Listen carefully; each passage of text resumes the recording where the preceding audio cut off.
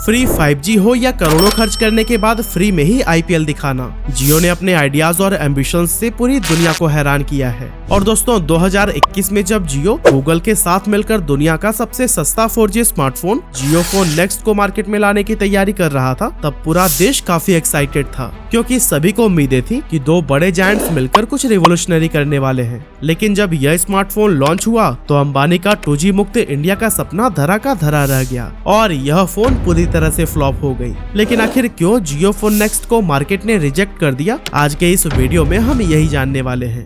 Bro कुछ नहीं है बात करने को, 3500 की mAh की बैटरी है या मतलब प्रोसेसर जो है पता नहीं कितने साल पुराना है, 215 ठीक ठाक है, not all that great, no it is not.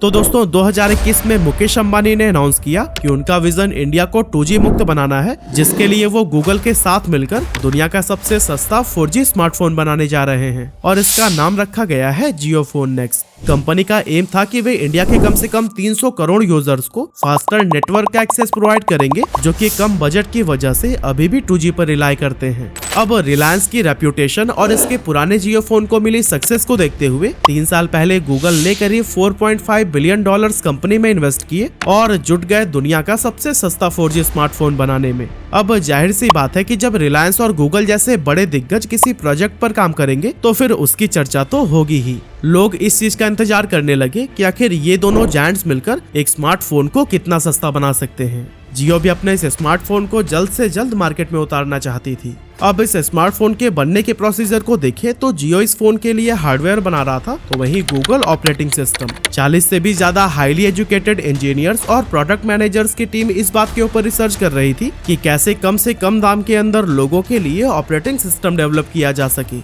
अब चूंकि यहाँ पर इंडियन कस्टमर्स को टारगेट करना था, तो इसके लिए मुकेश अंबानी से बढ़िया प्लानिंग शायद ही कोई कर सकता था। इसीलिए जियो इस स्मार्टफोन की प्राइसिंग, डिस्ट्रीब्यूशन और मार्केट स्ट्रैटेजी पर भी काम कर रहा था। आखिरकार लंबे इंतजार के बाद वो दिन भी करीब आ गया जब फोन मार्केट में लॉन्च होने वाला था, लेकिन इस स्मार्टफोन के लॉन्चिंग से महज एक दिन पहले डेट को टाल दिया गया और 2 महीने बाद की डेट दे दी गई। और कुछ इस तरह से 4 नवंबर 2021 को लोगों का इंतजार खत्म हुआ और जियो फोन नेक्स्ट मार्केट में आया। हालांकि लोग जियो के इस रिवोल्यूशनरी स्मार्टफोन का जिस बेसब्री से इंतजार कर रहे थे, वो उन्हें बुरी तरह निराश कर गया, क्योंकि देखते ही देखते जियो फोन नेक्स्ट रिलायंस और गूगल का एक बहुत बड़ा फेलियर साबित हुआ। तो आखिर ऐसा क्या था इस स्मार्टफोन में कि मुकेश अंबानी का 2G मुक्त इंडिया वाला विजन कमजोर पड़ गया? चलिए देखते हैं।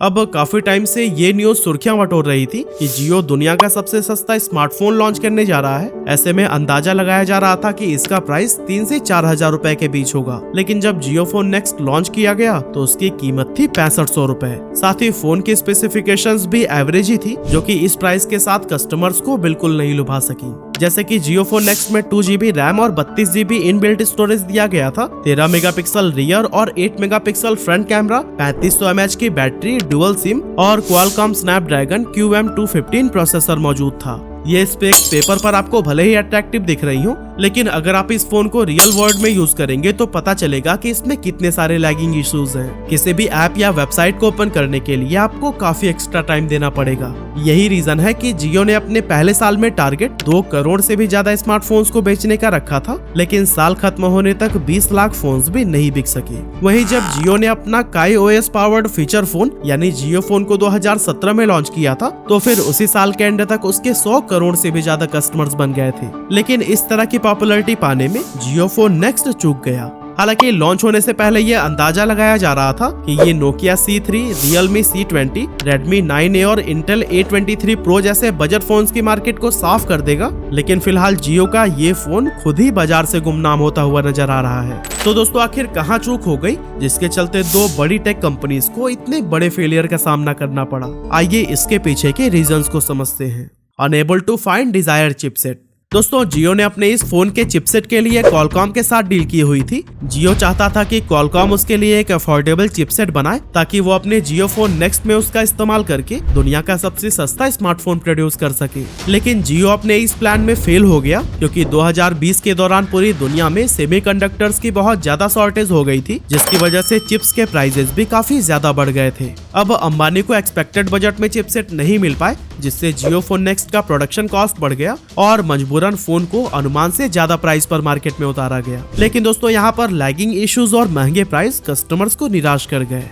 Cultural differences and covid pandemic. अब इस प्रोजेक्ट के लिए गूगल और जियो साथ में तो आ गए थे, लेकिन डिफरेंट वर्क कल्चर होने की वजह से डिसीजन मेकिंग में प्रॉब्लम आने लगी। एक्चुअली गूगल में जब कोई टीम किसी प्रोजेक्ट पर काम कर रही होती है तो जरूरत पड़ने पर कोई भी बड़ा डिसीजन वो खुद ले सकते हैं, लेकिन जियो में इस तरह के फैसले टीम के मेंबर्स नहीं ले सकते, बल्कि यहाँ कोई भी प्रॉब्लम सबसे पहले टॉप लेवल पर डिस्कस होती है और फिर वहाँ से आउटकम निकालकर टीम तक पहुँचाया जाता है, जो कि बहुत ज्यादा समय ले लेता है। और यही वजह है कि दोनों कंपनीज ठीक तरीके से एक दूसरे के साथ इंटरेक्ट नहीं कर पाती थी। इसके अलावा ये दोनों कंपनीज कभी भी एक टेबल पर बैठकर चीजों को डिस्कस ही नहीं कर पाई, क्योंकि जिस समय फोन को बनाने का प्रोसेस चल रहा था तब पूरी दुनिया में ही पैंडेमिक फैला हुआ था और ये वो दौर था जब ऑफिस की मीटिंग से लेकर स्कूल की क्लासेस तक सभी जूम कॉल्स या फिर गूगल मीट पर हुआ करते थे। अब मजबूरी में इन दोनों कंपनीज को भी अपनी मीटिंग्स गूगल मीट के जरिए ही करनी पड़ती थी। इससे कम्युनिकेशन में एक गैप आ गया और इसकी वजह से भी कई सारी जरूरी चीजें ठीक तरह से डिस्कस ही नहीं हो पाई। RAM increase the phone cost. दोस्तों जियो चाहता था कि गूगल 1 GB रैम वाला फोन बनाए ताकि प्रोडक्शन कॉस्ट को जितना हो सके कम करके मार्केट को एक सस्ता स्मार्टफोन ऑफर किया जा सके, लेकिन जब प्रोडक्ट लॉन्च हुआ तो फिर उसमें 2 GB रैम प्रोवाइड की गई थी। असल में गूगल एक टेक जायंट है और वो इस बात को बहुत अच्छे से समझता है कि आज के टाइम में 1 GB रैम के साथ फोन के बेसिक्स फंक्शन जैसे कैमरा और गैलरी ओपन क्लोज करना या फिर इंटरनेट ब्राउज करना भी मुश्किल है। अब गूगल ये कभी नहीं चाहेगा कि जिस फोन के साथ उसका नाम जुड़ा हो वो ऐसे बेसिक टास्क भी न कर पाए, इसीलिए फोन को 2 GB रैम के साथ लॉन्च किया गया, जिससे फोन का प्राइस थोड़ा और बढ़ गया। वैसे देखा जाए तो अच्छा ही हुआ कि इस फोन की रैम बढ़ा दी गई, क्योंकि 2 GB रैम होने पर भी इसकी परफॉर्मेंस इतनी ज्यादा खराब है। सोचिए अगर सच में ये फोन 1 GB रैम के साथ आया होता तो इसकी परफॉर्मेंस क्या ही होती। लूट इन EMI। शुरुआत में गूगल और जियो का प्लान था कि इंडिया के अलावा इस स्मार्टफोन को दूसरे देश के मार्केट में भी लॉन्च किया जाए, लेकिन इंडिया में मिले फेलियर के बाद ये इस प्लान में भी कामयाब नहीं हो पाए। ऐसे में मार्केट से कोई रिस्पांस न मिलता देख सबसे पहले तो फोन का प्राइस 2000 तक कम करके 6500 रुपए कर दिया गया। इसके बाद इस फोन को 1999 रुपए के डाउन पेमेंट पर खरीदने का भी ऑप्शन दिया गया, जिसकी बाकी की रकम आप 18 या फिर 24 महीने की EMI पर दे सकते हैं। अब पहली बार देखने पर तो ये ऑफर काफी कमाल का लगता है, क्योंकि सिर्फ 2000 रुपए डाउन पेमेंट चुकाकर आपको एक स्मार्टफोन मिल रहा है और इस तरह इंडिया के गरीब लोग भी इस फोन को खरीद पाएंगे। लेकिन यहीं पर एक कैच था। एक्चुअली जो EMI हमें पेपर पर देखने में कम लग रही थी वो असल में कम होते हुए भी बहुत ज्यादा हाई थी। कंपनी ने इस फोन के लिए 4 अलग अलग EMI प्लान्स ऑफर किए, जिनके नाम always on, large, extra large और डबल XL रखे गए। हर एक प्लान के अंदर 18 और 24 महीने की EMI टेन्योर को चुनने का ऑप्शन मौजूद था और सभी प्लान में ही हर महीने 300 से लेकर 600 रुपए इंस्टॉलमेंट पे करने का ऑप्शन था। हालांकि जियो अलग अलग EMI प्लान्स में अलग अलग बेनिफिट्स ऑफर कर रहा था। फॉर एग्जांपल इसके सबसे बेसिक प्लान यानी ऑलवेज ऑन प्लान की ही अगर बात करें तो उसमें कस्टमर को या तो 24 महीने के लिए 300 रुपए या फिर 18 महीने के लिए 350 रुपए चुकाने थे और इसके बदले में कंपनी हर महीने के लिए 5 GB डेटा और 100 मिनट की कॉलिंग ऑफर कर रही थी। अब आप खुद सोचिए कि एक महीने के लिए सिर्फ 100 मिनट की कॉलिंग किसी के लिए कैसे काफी हो सकती है, यानी कि जियो के इस EMI प्लान को लेने का तो कोई सेंस ही नहीं था। ऐसे में जाहिर सी बात है कि कस्टमर को कोई बड़ा EMI प्लान लेना पड़ता जिसमें कॉलिंग अनलिमिटेड दी जा रही हो। एग्जाम्पल के लिए मान लेते हैं कि किसी कस्टमर ने इनका लार्ज EMI प्लान लिया, जिसमें उसे 450 रुपए पर मंथ के हिसाब से 24 महीने तक चुकाने होंगे और इसके बदले में उसे 1.5 GB डेटा हर रोज और अनलिमिटेड कॉलिंग मिलेगी। अब एक सिंपल मैथ भी अगर करके देखें तो 450 × 24 यानी कि 10,800 रुपए होते हैं। साथ ही इसमें 2000 रुपए की डाउन पेमेंट और 500 रुपए की प्रोसेसिंग फी मिलाकर टोटल अमाउंट 13,300 रुपए हो जाता है। मतलब कि एक बिलो एवरेज फोन के लिए भी आपको करीब 13,500 रुपए चुकाने होंगे और वो भी तब जब आप कम कीमत वाला EMI ऑप्शन चुनते हैं। लोग कंपनी के इस EMI ट्रैप को बहुत जल्द समझ गए और मुकेश अंबानी ने 300 करोड़ लोगों को 4G स्मार्टफोन प्रोवाइड करने का जो लक्ष्य बनाया था वो पूरी तरह से फेल हो गया।